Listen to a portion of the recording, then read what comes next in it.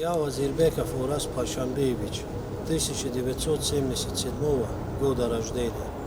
Я живу в Москве. Сегодня утром я прилетел в Таджикистан, на свою родину.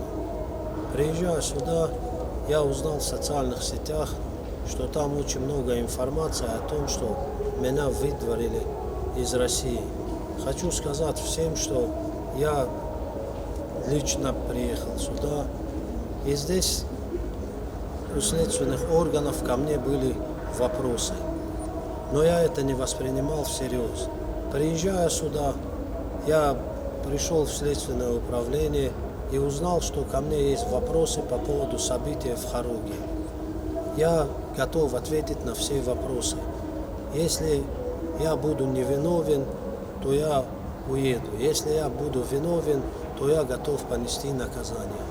Ман Азирбеков Рамзи Аликович, соли таваллуд 1987, зодаи Новияи Мурғов.